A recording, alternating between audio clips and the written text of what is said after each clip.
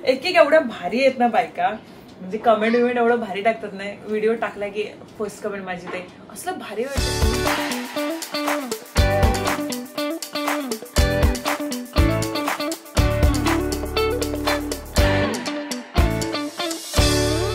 Hello नमस्कार, मी Dhanashree house queen मध्ये तुमचं खूप सारं स्वागत करते. आजचा दिवस तुम्हाला खूप छान आनंदात जाऊ दे.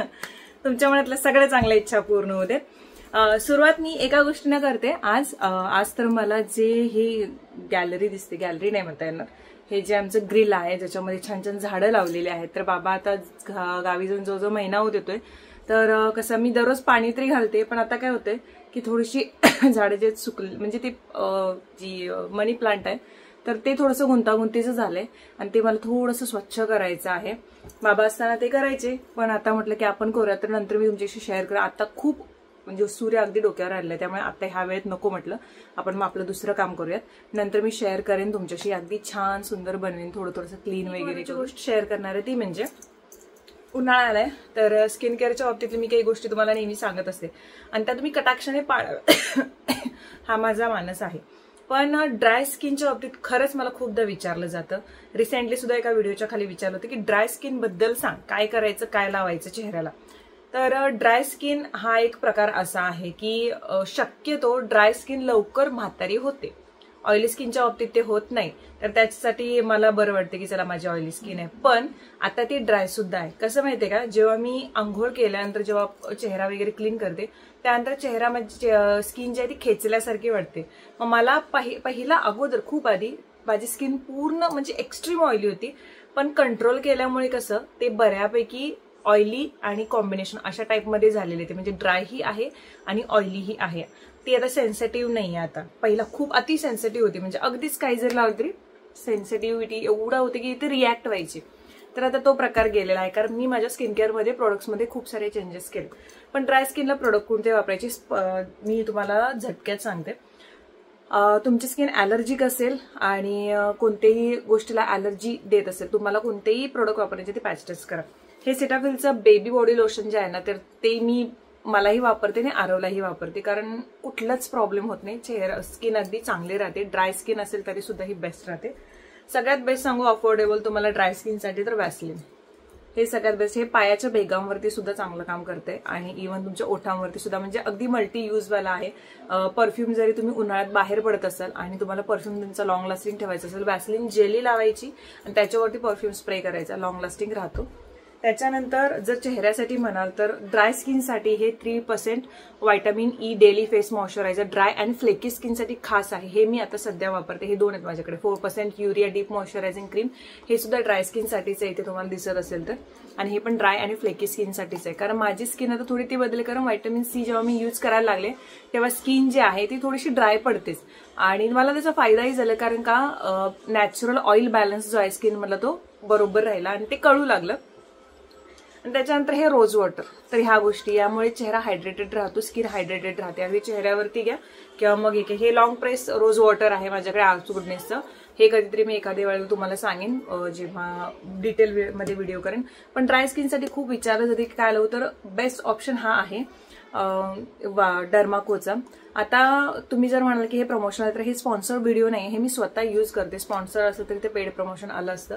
खूपदा विचारलं जातं, म्हणून मी सांगते की ड्राय स्किनसाठी असं मॉइश्चरायझर निवडा जे मॉइश्चरायझर ना म्हणजे तुम्हाला तुमच्या शरीरातला जो ओलावा आहे ते टिकवून ठेवायला मदत करेल. फक्त ओलावा देईल असं नाही की मॉइश्चराइज करेल, ते जो शरीरात असतो तो सुद्धा ओलावा टिकवून ठेवायला मदत करेल. तर ते तुम्ही शोधा. आता हे माझ्या स्किनला सूट झाले म्हणजे तुम्हाला सूट होईल असं नाही, हे मी खूपदा सांगते. त्यामुळे असं मॉइश्चरायझर शोधा. मग याच्यामध्ये सिटाफिलचं आहे, सिबामेडचे आहेत मॉइश्चरायझर, त्याच्यानंतर हे डर्माकोचं म्हटलं मी, मामाअर्थचे आहेत. मग यातलं जे कोणतं सूट होतं ते तुम्ही वापरा.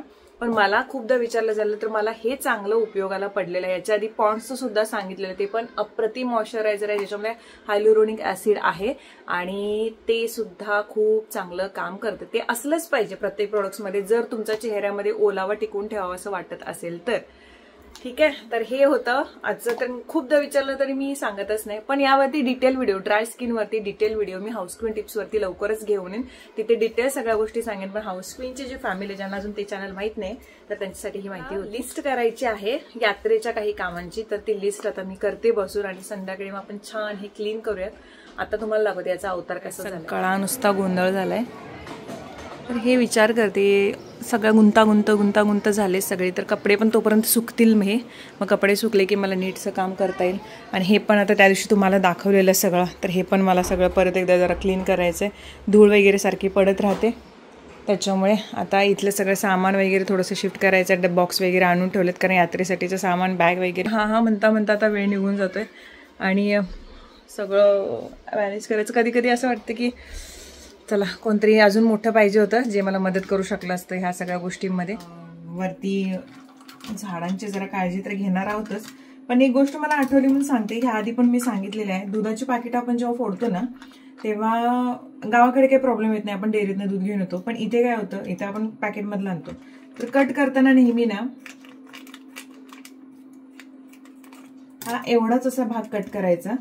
कारण काय सांगू, जेव्हा रिसायकलला जातं त्या पिशव्या, तेव्हा रिसायकल होताना हे जर आपण पूर्ण कट करून टाकलं तर हा भाग रिसायकल होत नाही. हा असाच कचरा समुद्रात जातो शेवटी. पण पूर्ण जेव्हा आपण असं कट करतो ना आणि दूध ओतून घेतो आणि त्याच्यानंतर ही जे पॅकेट असते ते पूर्ण रिसायकल होतं, कारण हा भाग इथे अटॅच आहे त्याच्यामुळे. सो मला आता आठवलं की शेअर करू. याच्या आधी सुद्धा मी शेअर केलेलं आहे हे. तर आता दूध तापत ठेवते आणि आपण वरती माडीवरती जाऊया आणि सगळे जे झाडं बिड ते सगळी बाजूला काढून छान क्लीन करू. उन्हाळ्यात एक गोष्ट चांगली होती, कुठली होते माहिती का, मी बरोबर 11:30ला कपडे सुकत टाकले होते आणि आता वाजले 3. 11:30, 12:30, 1:30, 2:30, 3, 4 तासामध्ये, 3.5 तासामध्ये पूर्ण कपडे सुकलेले आहेत. हेच जर पावसाळ्यात असेल तर 4-4 दिवस सुकायला लागतात कपडे. पण हे एक भारी होतं, म्हणजे किती पण वाजता टाका. सकाळी 6 वाजता जर टाकले ना कपडे 9:30-10 पर्यंत म्हणजे चांगले क्लिअर सुकून येतात. ह्या सगळ्या ज्या कुंड्या आहेत ना तर त्या काढून इथे ठेवते आता बाजूला. आता इतका गुंतागुंत झाले ना की मला समजत नाही की नेमकं काय कसं करू. कारण हे जर मी कट केलं तर बाबा मला बडवतील धरून. बघते आधी हे सगळं काढते तरी, कारण हे सगळं क्लीन करून घ्यायला पाहिजेत खालचं. 90s मधली छान अशी हिंदी गाणी लावली, जे की माझ्या सगळ्यात आवडते. कोणतेही असं कामं करताना 90s मधली गाणी लावते आणि मस्तपैकी कामं करते. सगळ्यात तर आधी इथल्या सगळ्या गोष्टी मला काढाव्या लागल्यात. पडदे काढण्यासाठी बघितलेत, पण जे पडद्यांचं हुक आहे ते एकदमच फिक्स केलं होतं, मला काढताच आलं नाही. त्याच्यामुळे मग पडदे गुंडाळले असे आणि वरच्या साईडला असं टाकून सोडले. कितीतरी ट्राय करत होते पण ते येतच नव्हतं. म्हटलं राहू दे, दोघंच काहीतरी हे होण्यापेक्षा पडदे वरच्यावरती टाकून ठेवते, म्हणजे घाण वगैरे लागणार नाही पडद्यांना. त्यानंतर मग मी काय केलं, ड्रेस चेंज केला. कारण काय उगाच ड्रेस खराब झाला की परत आणि ते टेन्शन नको डोक्याला. इथे मी सगळे हँगर्स जे आहेत ते ठेवलेले आहेत. काय होतं, कधी कधी जास्त कपडे राहतात, मग त्याच्यासाठी ही ट्रिक करते की हँगरलाच अडकवते आणि पावसाच्या दिवसामध्ये मला ही जास्त हेल्प होते ह्याच्या हँगरची. त्यानंतर जे सगळे प्लांट्स आहेत, आता हे जे आहे अल्गोनेमा आहे, त्याच्यानंतर माझ्याकडे स्नेक प्लांट पण आहे, प्लस माझ्याकडे ड्रॅकेना पण आहे, पाम ट्री पण आहे. ते आता छोट्या छोट्या गोष्टी छोटे छोटे आहेत, अजून ते वाढायचे आहेत. वाढल्यानंतर आपण देऊन टाकू मोठ्या बागेमध्ये. हे जे वेल आहे मनी प्लांटची, तर जेव्हा मी आणली होती तेव्हा अगदीच छोटी होती, पण ती एवढी मोठी झाली की पूर्ण खिडकी तिने ताब्यात घेतलेली आहे आता. आणि आता काही पानं जी सुकलेली आहेत तर ती मी काढून चुराडा करून कुंड्यामध्ये परत टाकली. आता बाबांनी ह्या ज्या फळ्या आहेत त्या ठेवलेल्या, ज्या गणपतीच्या वेळी आम्ही वापरल्या होत्या मखर वगैरे किंवा ह्या गोष्टी करण्यासाठी. नारळसुद्धा उगवलेले आहेत तर ते सुद्धा मी ठेवलेले आहेत. एक नारळ आहे तर तो गावी घेऊन जायचा आहे. आणि इथे काय झालं की स्नेक प्लांटच्या याच्यामध्ये जे वेल आहे तर तिने तिची मुळं जी आहेत ती रोवली होती. म्हणजे काही काही छोटे छोटे जिथे कुठे जागा मिळेल तिथे अशी पसरलेली आहेत. मग ते थोडंसं कट करून टाकलं मी. आणि ह्या ज्या वेल आहेत, कधी मनी प्लांटची वेल खालच्या साईडला जाऊ नये बोलतात, वरच्या साईडला जावी. तर मग आता तेच करत होते मी. खालच्या साईडला ज्या वेली गेलेल्या आहेत तर त्या परत त्यांना वरच्या साईडला मी खिडकीमध्ये गुंडाळते. आता विचार मी काय केला होता की जी सगळी सुकलेली पानं आहेत तर ती काढायची आणि ती हे करून टाकायची. पण इतकी गुंतागुंत आहे की हात पण जात नव्हते त्या गुंतागुंतीमधून. म्हणून म्हटलं जेवढं मला शक्य होतं तेवढं करते. विचार केलेला की आता उन्हाळ्यामध्ये जेव्हा गावी जाऊ तेव्हा पाणी नशीब इथे कोणतरी असेल तर ठीक आहे, झाडांना पाणी वगैरे घालतील. पण नाहीतर हे सगळं सुकणारच आहे. मागच्या उन्हाळ्यात ते तसंच झालं होतं. आता हे जे 2 ट्रे आहे ते तरी काढणं मुश्किलच आहे, कारण मनी प्लांटची जी वेल आहे ते अक्षरशः तिने इतकी खोलवर मुळं किंवा सगळ्या गोष्टी इतकी गुंतागुंतीची केलेत ते, त्यामुळे ते हे 2 मावतच नाहीत. आता जेवढं होतं तेवढं मी इथलं काढलं. धूळ खूप साचले, माती खूप पडले. जास्वंदीचंही एक झाड आहे कोपऱ्यामध्ये निळ्या कुंडीमध्ये, तर ते पण आता मोठं होतं. मी काय केलं, कपड्याने जी माती आहे ती आधी घेतली. थोडी माती खाली पडत होती. प्लायवूड जो आहे तो जेव्हा ही खिडकी आम्ही लावली ग्रिल तर तेव्हा घातला होता. इथे खूप मोठी बाल्कनी होती सगळ्यात आधी घर रिनोव्हेट करण्याच्या आधी, पण बाल्कनीचा तसा काहीसा उपयोग होत नव्हता. पावसाळ्यामध्ये जास्त त्रास व्हायचा, त्याच्यामुळे आम्ही बाल्कनी आत घेतली आणि छोटीशी ग्रिल ठेवली. पण बाल्कनीमध्ये कुंड्या खूप होत्या आमच्या आणि बाबांना झाडं लावण्याची किंवा प्लांटेशनची आवड जास्त आहे. आई नाही होती, तर त्याच्यामुळे त्यांनी इथे सगळं ह्या बहरून ठेवलं. आणि मला काय होतं, 1-1.5 वर्षापूर्वी खूप सारे प्लांट्स गिफ्टमध्ये मिळाले होते. एकटीची नर्सरी होती आणि तिने मला असे खूप प्लांट्स पाठवले होते, तर ते बाबांनी छान असे इथे सजवून ठेवले होते. आणि जेवढं मिळेल तेवढं कुंड्यामध्ये ठेवलं. बाकी मग बादली वगैरे असतात आणि जे की आहे युनिव्हर्सल आपलं की बादल्यामध्ये पण आपण लावतो तेही केलं. पुसून घेतलं छान. आणि सगळ्या कुंड्या ज्या आहेत त्या परत ठेवल्या. ड्रॅकेना प्लांटसुद्धा आहे याच्यामध्ये. आणि जेवढी माहिती आहे तेवढे बाकी अजून खूप सारे होते पण काही खराब झाले. इंडोर ठेवले होते. इंडोर प्लांट म्हणून आपण ठेवतो, पण ते जर व्यवस्थित ठेवले नाही तर तेही खराब होतात, कारण बऱ्यापैकी हवा त्यांना लागते. मग झाडांना छान पाणी घातलं. स्प्रे बॉटल खराब झालेली आहे तर ती आणायची आहे मला, कारण डिरेक्टली असं खिडकीतून पाणी मारू शकत नाही. खाली कुणाच्या डोक्यात पडलं तर परत बादली तो परत प्रॉब्लेम इश्यू होतो. मग हे सगळे हँगर्स जे आहेत ते पूर्ण झाडले मी आणि ते परत ठेवून दिले, कारण दुसऱ्या दिवशी मला परत लागतात. जास्त कपडे झाले तर ते सुकत घालायला. धूळ खूप पडली होती इथे आणि गरमी इतकी होती की विचारू नका. कारण कसं होतं, गावामध्ये गरमी जाणवत नाही, कारण हवा चारी बाजूने असते आणि आपली घरं मोकळे असतात, मोठे असतात. सो मग हे कामं आवरली. मला 3-3.5 तास लागले. तुम्हाला जरी 2-3 मिनटात मी दाखवलं असेल तरी. त्याच्यानंतर वेळ झाला, मी चहा वगैरे घेतला आणि मग आरवला आणायला निघाले. आज नाश्त्यामध्ये काय खायला आवडेल?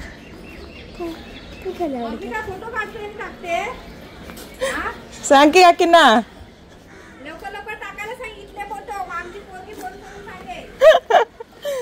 काकींची मुलगी बघते ना आपले व्हिडिओ. हां, मला सांग तुला आज काय असेल नाश्त्याला, गेस कर. नाश्त्याला आलू टिक्की. मग सांग ना, नाही गेस करता येते. रवा डोसा. रवा डोसा. रवा डोसा. तू काय खाल्लायस आज? दात पिवळे पिवळे झालेत. मिसळ खाल्लाय शौर्याची डब्यातली? कशी गेलेली काकीने मिसळ? चांगली गेलेली. चांगली. लिंबूमुळे जरा टेस्ट अशी एकदम चटपटीत. हा कास्ट आयर्नचा नवीन तवा घेतलाय मी इंडस व्हॅलीमधून. आणि काय कढई पण तुम्ही एक बघितलेलं लोखंडाची, तर ती होती. तर याच्यावरती छोटे छोटे आरवला आवडतात पण तसेच मी डोसे काढते. रव्याचे डोसे आहेत ते. तर हे आहेत नाही नॉनस्टिक आहे, म्हणजे कास्ट आयर्नचं जरी असेल तरी अजिबात म्हणजे चिकटत नाही आहे.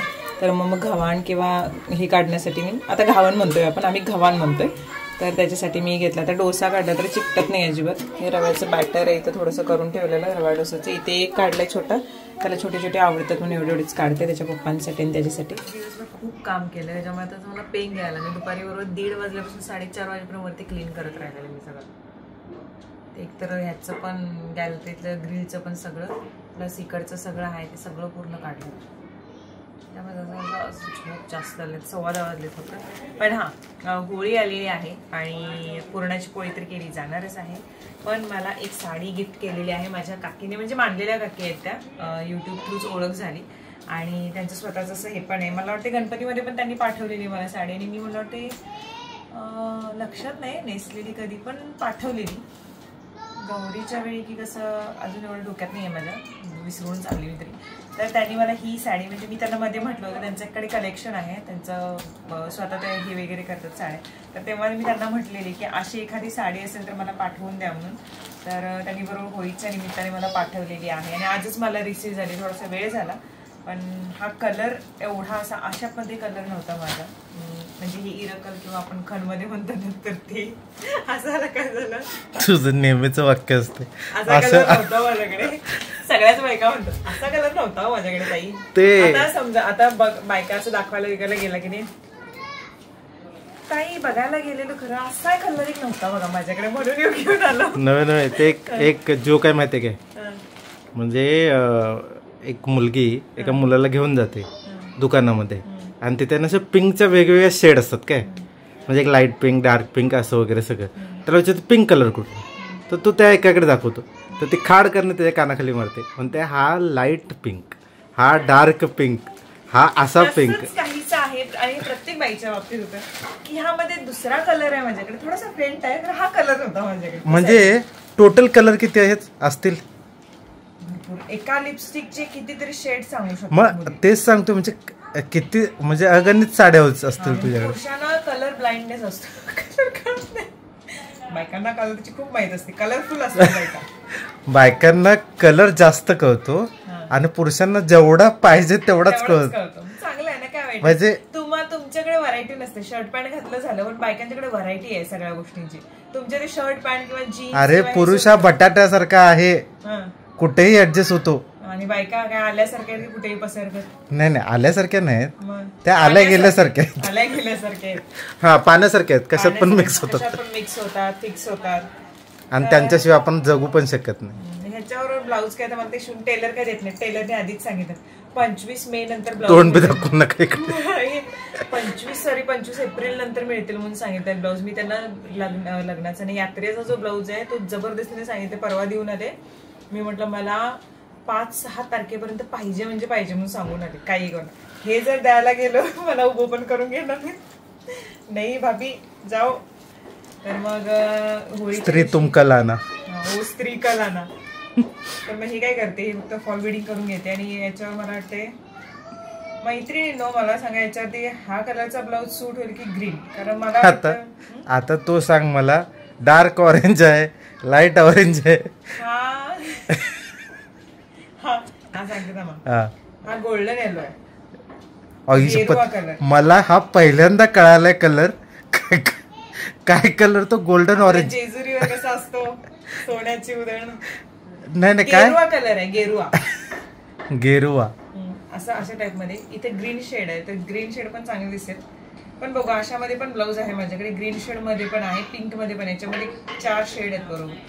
बघू आपण कोणता याच्यावरती मॅच होतोय. त्या दिवशीच काय होळीच्या दिवशी नेसायची आहे मला, म्हणजे रविवारीच की आता होळीच्या दिवशी आपण पुरणाची पोळी पण करणार आहोत आणि बंदुकीची गोळी खाणार आहे. पुरणाची पोळी कधी केलेली आपण काय माहिती, मध्ये केलेलं कधी. आरवने आज महेंद्रसिंग धोनींचं हे काढलंय, चांगलं काढलंय. कारण नाही डोळा एक राहिलाय, डोळा एक राहिलाय कारण तो कंटाळा म्हणून थोडस दाखव ना, तर दाखव. चांगलं काढलंय. त्याच्या मनाविरुद्ध नको, त्याला जेव्हा दाखवायचं तेव्हा दाखवू देत. नंतर अरे यार मम्मी तू का दाखवलीस, मी एक डोळा काढला नाही ना असं म्हणेल कुठेतरी. झोपलाय तो आता. सो चला, आज गुरुवार, उद्या शुक्रवार, परवा शनिवार नाही, उद्या काय आहे, उद्या पुढच्या शुक्रवारी गुड फ्रायडे, त्याची त्याला सुट्टी आहे. शनी. हा मला विचारण्यात आलं की जो काही तर आमच्याच कांजूरमध्ये जे हे आहे एक कपड्यांचं शॉप आहे, त्यातलं मी 1 पीस 2-3 मी मागच्या खूप साऱ्या ब्लॉग्समध्ये बघितले होते. तर ते शॉपमध्ये जाऊन दाखव की तिथे कलेक्शन काय. म्हणजे आम्ही जर दुसरीकडे राहत असो मुंबईला, इथंच आजूबाजूला तर येतो, तर मग मे बी शनिवारी जाऊन मी तो व्हिडिओ करेन, तुम्हाला रविवारी पाहायला मिळेल कलेक्शन तिथलं. आणि ते नवीन कलेक्शन येत जातं, ते एक त्या दुकानाची खासियत आहे. म्हणजे कांजूरमध्ये ते एकच दुकान मला इतकं आवडतं की कलेक्शन खूप सारं, म्हणजे वेगवेगळे कलेक्शन, त्यांनी एकच ठेवत नाही पॅटर्न, प्रत्येक पॅटर्न चेंज करत राहतात.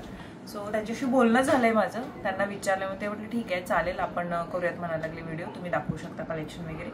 तर मग ह्या सॅटर्डेला मी ट्राय करते आणि संडेला तुम्हाला व्हिडिओ मिळून जाईल. चला तर मग आजचा हा व्हिडिओ तुम्हाला कसा वाटला मला कमेंट सेक्शनमध्ये नक्की सांगा. लाईक शेअर सबस्क्राईब करायला विसरू नका. आणि ती जी कढई आहे त्याची लिंक मला ह्या व्हिडिओ खाली देता येणार नाही, त्याचा शॉर्ट व्हिडिओ एक जाईल. शॉर्ट व्हिडिओमध्ये मी दाखवलेले आहे, तर तिथे ब्रँडनं विचारून मी ती कढईची लिंक, कढई नाही सॉरी तव्याची लिंक तुम्हाला देईल. कास्ट आहे तवा बेस्ट आहे. बरं मला एक सांग, तुझ्या संपूर्ण बोलण्यामध्ये म्हणजे रेग्युलर ब्लॉगमध्ये कुठला शब्द खूप वेळा रिपीट होतो? कुठला शब्द खूप वेळा रिपीट होतो? हा रिपीट करतेस म्हणजे खूप तो शब्द म्हणजे बोलल्याशिवाय मी राहूच शकत नाहीस. सो एक बोलायला लागलोय. सो आणि चलो चला असं काहीतरी असते. आणि काय मलाच लक्षात आहे, मी फास्ट खूप बोलते असं म्हणतात बायका. ज्याशी तू खूप फास्ट बोलतेस म्हणून हाऊस क्वीन टिप्स वरती व्हिडिओ बनवताना स्लो बोलायचा प्रयत्न केला. एकटी टाकली ताई आज तुला काय झालंय एवढं हळू का बोलायला लागली. एक एवढ्या भारी आहेत ना बायका, म्हणजे कमेंट विमेंट एवढं भारी टाकतात ना, व्हिडिओ टाकला की फर्स्ट कमेंट माझी ते असलं भारी वाटते ना, म्हणजे छान वाटते की किती प्रेम करतात. एक जण अशा मुश्किलपणे काहीतरी चेष्टा मस्करी करतात, वर आणि कमेंट टाकतात आणि काय म्हणतात ताई राग येऊ देऊ नको. म्हटलं मला राग येईल. हा ते क्लिअर कर, सगळ्यांना वाटतं तू रागिष्ट आहेस. नाही रागिष्ट असं नाहीये. कुठल्या कमेंटचा राग येतो जे समजतात कमेंट की टोमण्याने टोमण्यांचा, आणि हा टोमण्यांचा राग काय येतो ते पण सांग. कारण मला पहिल्यापासूनच राग येतो. नाही आता मी बऱ्यापैकी ते हे करायचं सोडलंय. आणि दुसरं कसं, मला जेव्हा सजेस्टिव्ह किंवा असं प्रेमाने सांगितलेल्या गोष्टी म्हणजे त्या वाईब्स ज्या असतात त्या येतात कमेंटमधून, की एखादी सांगते ना की शी डोंट माइंड, आणि ह्या समजतात की हा ही आपल्या लोक ही चांगली आहेत आणि आपल्या चांगल्यासाठी सांगतात. पण काही असतात ना ते लिटरली म्हणजे मागेच पडलेले असतात. मग ते 1-2 वेळा बघते मी डिरेक्टली मग हाईड करून टाकते. म्हणजे ते नक्की मागे पडलेले असतात की तुझ्या मागे पडलेले असतात? असं काय नाही, काही लोकांना आवडत नाही, म्हणजे काही लोकांचे विचार पटत नाहीत. मग ते मला असू शकतात की हा असू शकतं. माझं काय, मग तुम्हाला विचार पटत नाही तर तुम्ही स्क्रॉल करा आणि जा पुढे.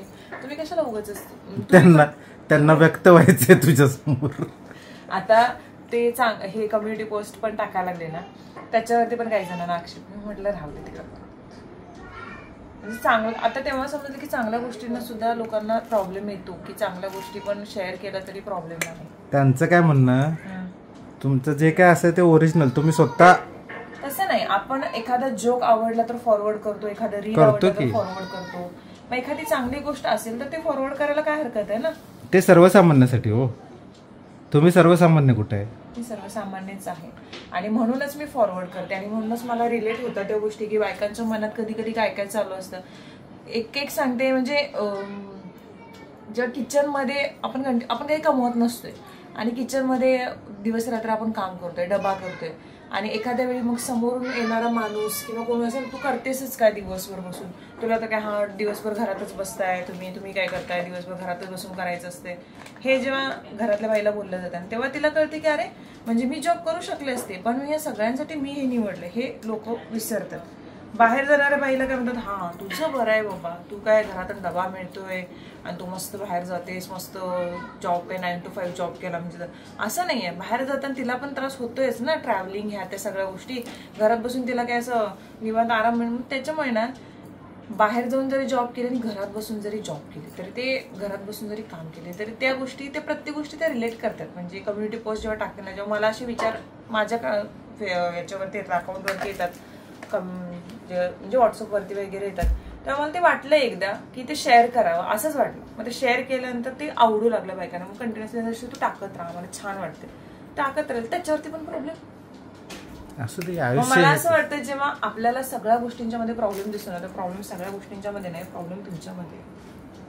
असं नाही आपण कोणाचं हे बदलू शकत. मी तुला किती वेळा बोललोय असं, काय तू घरी बसून काय करतेस?